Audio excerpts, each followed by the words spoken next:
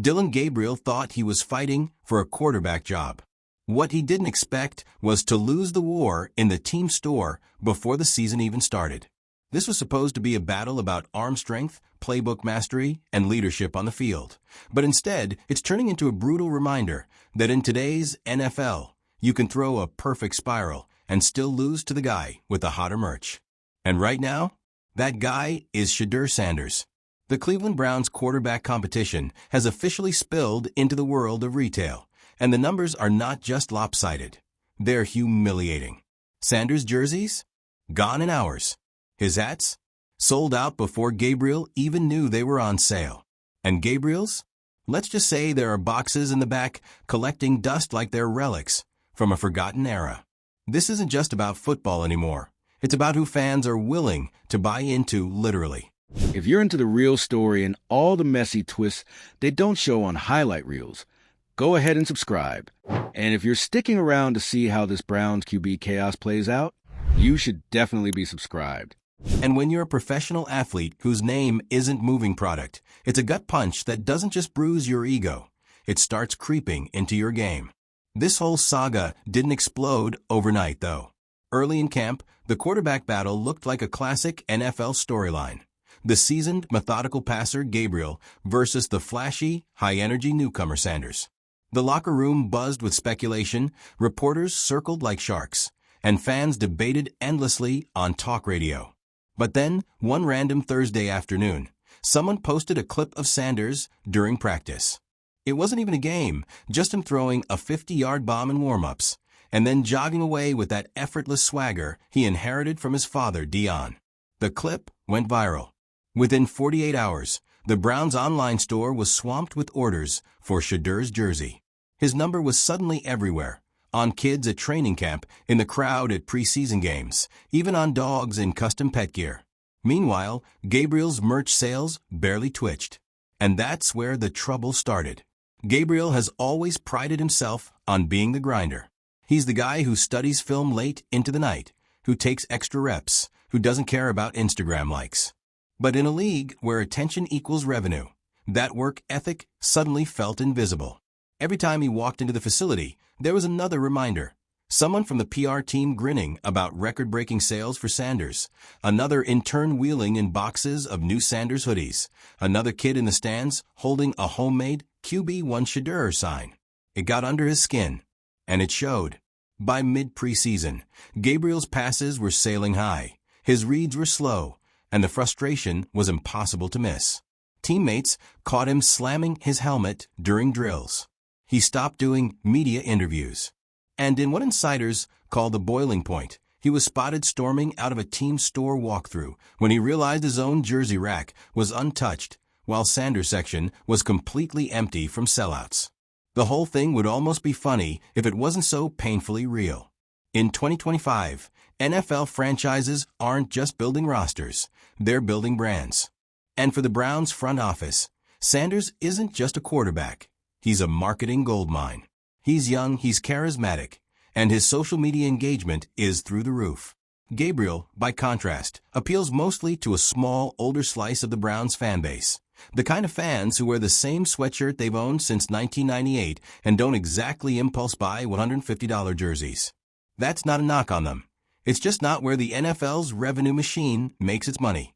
And that's the ugly reality of the situation. Gabriel might be the steadier quarterback, but Sanders is the moneymaker. And when you're talking about a sport where TV deals and merchandise sales can outweigh ticket revenue, that matters more than anyone likes to admit.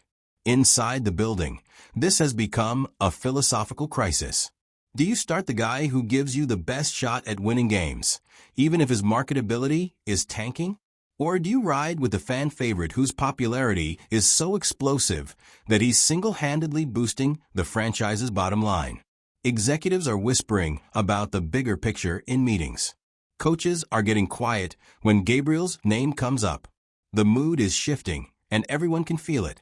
Gabriel, for his part, isn't handling it well. Friends say he's been more withdrawn, that he's second-guessing himself, that he's obsessed with the idea that he's being judged on sales numbers instead of passing yards. And they're not wrong, because at least in part, he is. His deteriorating play in practice only feeds the narrative that he's losing both battles, the one on the field and the one in the merch store. Sanders, on the other hand, is thriving in the spotlight. His confidence seems to grow with every sold-out drop. He plays loose, talks to the crowd during warm-ups, and signs autographs like he's been doing it for a decade. His fan base is young, diverse, and rabid, a perfect storm for modern sports marketing. And whether you love him or not, it's clear the Browns see dollar signs every time he steps on the field. This is where the traditional football purists start pulling their hair out. For decades, the NFL sold itself on the idea of meritocracy. The best player plays, period. But what happens when best is defined by who can generate the most off-field revenue? When your starting quarterback isn't just the leader of the offense, but the centerpiece of your merchandising strategy. That's the quiet shift happening here, and Gabriel is the first high-profile casualty. The thing is, this isn't just a Browns problem. This is the direction the whole league is heading. The Cowboys, the Chiefs, the Eagles, they all know that the right quarterback can be a bigger revenue driver than a playoff run. And the line between athletic performance and commercial viability is getting thinner by the year. Gabriel just happens to be living through the uncomfortable reality of it in real time. Every day he falls further behind in both popularity and performance. The decision gets easier for the front office. And that's the part no one wants to say out loud. Even if Gabriel magically outplays Sanders in the final weeks of camp, the Browns might still hand the starting job to Sanders simply because he's better for business. And that would be the ultimate gut punch, not just for Gabriel, but for anyone still clinging to the idea that NFL decisions are made purely on football merit. In the end, the Browns' quarterback competition might be remembered less for who actually won the job and more for what it symbolized. The moment when marketability officially overtook merit in determining a franchise's future. It's a dangerous precedent, but it's also the reality of a billion-dollar league that thrives on attention and branding. For Gabriel, it's a nightmare. For Sanders, it's a dream come true. And for the rest of us watching from the outside, it's a front-row seat to the weirdest quarterback battle in recent memory. A battle where the scoreboard isn't measured in touchdowns, but in jersey sales. So maybe the moral here, if there is one, is this. In modern football, you're not just playing for wins, you're playing for shopping carts. And if your merch isn't moving, you might find yourself moving right to the bench. Now tell me, do you think the Browns should start the guy who moves the chains or the guy who moves the merch? The strangest part about all of this is how fast it spiraled. At the beginning of camp, Gabriel and Sanders were both getting relatively equal reps, splitting time with the first-team offense. The Browns' coaching staff kept insisting it was an open competition, the kind of phrase teams throw around to keep everyone motivated. And Gabriel was steady, nothing spectacular, but he wasn't making big mistakes either. Then came that viral practice clip of Sanders, and everything shifted like a tide change. Suddenly, every media outlet in Cleveland was running with the future face of the franchise narrative. Local sports radio couldn't stop playing the sound of the crowd reacting to that throw, dissecting every frame like it was the Zapruder film. You could almost pinpoint the exact moment when this stopped being a football battle and became a hype war. Sanders leaned into it perfectly. He started doing post-practice interviews with sunglasses on, dropping little sound bites about changing the culture and bringing the city back. And it worked. His energy was infectious. Meanwhile, Gabriel kept showing up in his standard, no-frills team gear, saying the same canned lines about executing the game plan and trusting the process. In a perfect world, that wouldn't matter. But this isn't a perfect world. In the NFL, the court of public opinion has a bigger impact than anyone in the front office wants to admit. And right now, the jury is voting with their wallets. You could see Gabriel start to feel the shift in the locker room. Players won't say publicly, but in a competitive environment like the NFL, momentum matters, and not just on the scoreboard. When one guy starts becoming the fan favorite, it creates a gravity that pulls the whole building toward him. Even little things, like which quarterback guys choose to throw with during warm-ups, start to take on meaning. One week, Gabriel's locker was surrounded by teammates chatting before practice. The next, that same cluster of guys was huddled around Sanders instead. This is where the psychological side of sports really rears its head. Gabriel's frustration wasn't just about losing the popularity contest. It was about feeling like the team he's worked so hard to lead was slipping away from him. And the more that happened, the tighter he played. Passes that used to be routine suddenly looked rushed. He started staring down, his first read too long, missing open guys. Coaches could see it, but it's not like they could pull him aside and say, "Hey man, relax." Ignore the fact that the entire fan base is in love with the other guy. That's not how human brains work. The Browns front office has been trying to spin this as a good problem to have, the kind of PR line that makes you roll your eyes. On paper, two talented quarterbacks competing for the job sounds great. But when one is carrying the brand on his back and the other is quietly fading into the background, it's not much of a competition. It's a countdown. And the business department isn't shy about which outcome they prefer. People close to the team say that Sanders' jersey sales in just the first 3 weeks of camp have already surpassed Gabriel's total from last season. Think about that. 3 weeks of hype has outpaced an entire year of hard work. That's not just a trend, that's a tidal wave. And the Browns know that starting Sanders isn't just about fan excitement. It's about sponsorships, ticket renewals, and national media attention.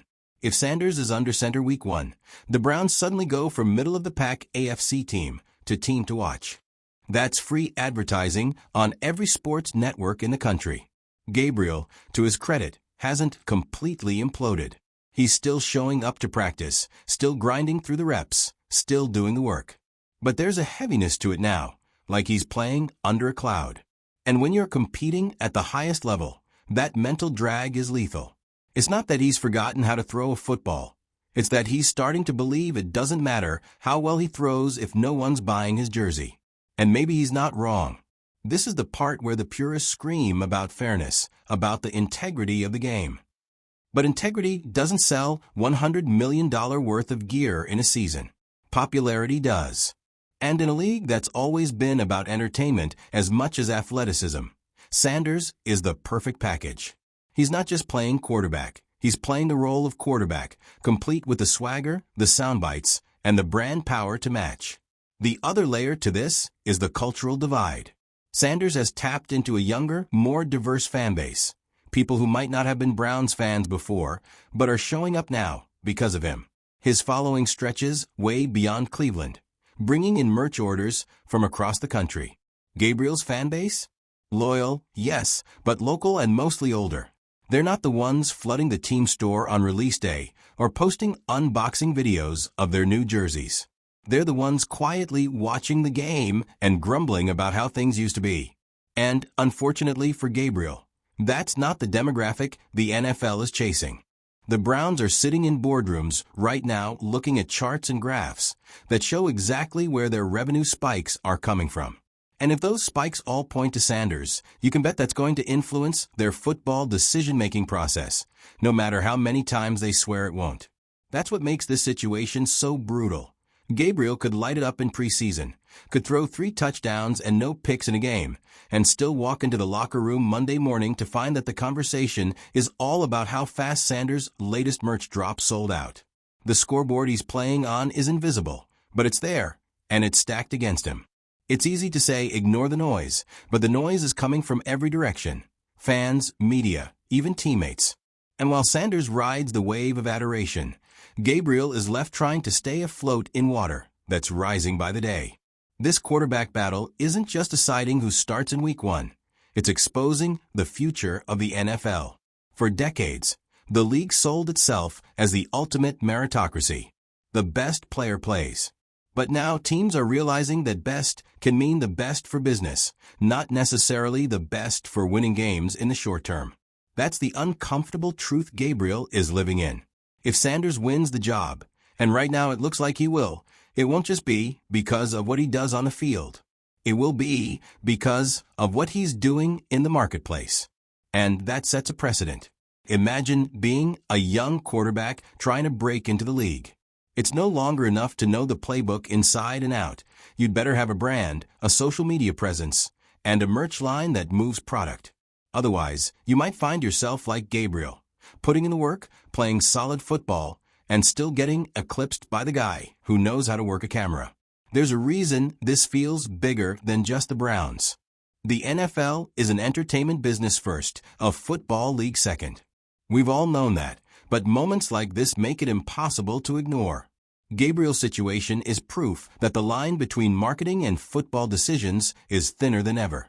It's not that teams don't want to win, they do, but they want to win while also selling jerseys, securing endorsements, and building a national fan base. And if they have to choose between a small bump in wins and a massive bump in revenue, you can guess which one gets priority in the long term. The saddest part is watching how it's eating at Gabriel. He started avoiding certain events, team store appearances, media availabilities, because he knows they'll just turn into Sanders fan gatherings. He stopped checking social media because every post is a highlight reel of the other guy. And during practice, his frustration has started to bubble over in small ways. Throwing the ball a little too hard on checkdowns, muttering under his breath after incompletions, slamming his helmet a beat longer than necessary. Sanders, meanwhile, just keeps smiling and cashing in on the moment. He's not doing anything wrong, if anything. He's doing exactly what the league wants from its stars. He's magnetic, he's fun, and he's giving fans a reason to spend money. The fact that it's making Gabriel's life miserable is just collateral damage. The Browns will have to make their official decision soon, and when they do, the fallout is going to say a lot about where this sport is headed. If they name Sanders the starter, it'll be easy to say it was purely about performance. But everyone in that building and everyone watching from the outside will know it wasn't that simple. It'll be a decision that was part football, part marketing strategy, and entirely a sign of the times. And if they name Gabriel, well, that would be the rare case of a team resisting the pull of the hype machine. But the question is, how long could they resist if the merch sales flatlined, the buzz died down, and the national media moved on? Because once you've tasted that kind of attention and revenue, it's hard to go back to the slow lane. Either way, this saga has already made its point. In today's NFL, you're not just competing against the guy across from you. You're competing against his brand. You're not just playing for the win. You're playing for the shopping cart. And if your merch isn't moving, you'd better hope your stat line is flawless. Otherwise, like Dillon Gabriel, you might find yourself realizing too late that in this league, the biggest play you can make is at the cash register. And here's the cruel twist. Gabriel could still end up on another roster, maybe even start somewhere else, and play lights-out football. But the narrative will follow him. He'll be the guy who lost to jersey sales, a walking case study for how the game has changed. It's a kind of label you can't shake because it's catchy, it's easy to remember, and it says more about the NFL's priorities than it does about his talent. For Sanders, though, this moment could define the launch of his career. Even if his first season is rocky, he's already built a loyal customer base. Those fans aren't just buying jerseys. They're buying the idea of Sanders as the Browns' future. And that kind of buy-in can give a player a longer leash than pure performance ever could. This is why Gabriel's frustration feels so raw. He's not losing to a better quarterback in the traditional sense.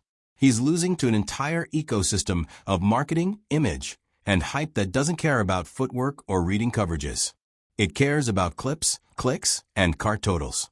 And once you've been on the wrong side of that equation, every throw starts to feel heavier, every mistake more costly. The Browns haven't announced anything yet, but the writing's been on the wall since the moment Sanders' first merch drop sold out in under an hour. You can't ignore a number like that in a league that's obsessed with revenue growth. So if you're Dillon Gabriel, what's the lesson? Maybe it's that in today's NFL, your playbook better have more than X's and O's. It better have a branding strategy. Because no matter how tight your spiral is, it won't matter if your name isn't flying off the shelves. And if you think otherwise, just ask the guy watching his own jersey gather dust. The part that stings the most for Gabriel is how the shift happened so quietly, like sand slipping through his fingers. There wasn't a single meeting where the Browns told him, "Hey, by the way, the job might come down to merch sales." It was a slow accumulation of signs. At first, it was the local news doing more features on Sanders. Then the pre-practice crowd chants started leaning heavily toward the rookie. Then, seemingly overnight, The team store rearranged the front display so that Sanders' jerseys were the first thing you saw when you walked in, with Gabriel's moved to a lonely rack in the corner. Gabriel noticed. Everyone did. But in the NFL, no one says it out loud, because saying it makes it real. Instead, you just keep your head down and try to win on the field, even when you can feel the decision slipping away in the boardroom. And here's where it gets cruel. Sanders' success isn't even something Gabriel can counter by just playing well. If Gabriel throws for 250 yards in a preseason game, Sanders can match that with one viral highlight, one mic'd up clip, one sideline interview that makes fans swoon. Gabriel's wins are hard-earned, quiet, and easily forgotten. Sanders' wins are flashy, shareable, and perfectly designed for the current sports media cycle. The younger guys in the locker room see it too. They're not dumb. They know where the wind is blowing. Some of them start gravitating towards Sanders because they want to be attached to the hype. Others still respect Gabriel's grind, but can't ignore the fact that the momentum is all on the other side. And when you're trying to lead a team, it's hard to command the room when half the room is already picturing someone else under center. Even Gabriel's personal life feels the ripple. Friends send him clips of Sanders' interviews, as if he hasn't already seen them. His family members ask about the merch sales as a joke, not realizing it's the one subject that can sour his mood instantly. And while Sanders is living in the glow of his rising brand, Gabriel is starting to feel like he's walking through the season with an expiration date stamped on his back. What makes this all so fascinating and tragic is how clearly it illustrates the NFL's new hierarchy of value. Athletic ability is still important, sure, but it's not the only currency. Marketability is now its own stat line, and in that column, Sanders is putting up MVP numbers. Gabriel? He's playing catch-up in a game he didn't even know he was in. When the Browns finally make the announcement, it might be framed as the best man won. The press release will talk about leadership, energy, and the future of the franchise. But behind all the polished PR language, everyone will know the truth. Jersey racks told the story weeks before the depth chart did. And when that happens, Gabriel will have to face the reality that this wasn't just about losing a quarterback competition. It was about losing to the business of football itself. And in today's NFL, that might be the hardest opponent of all.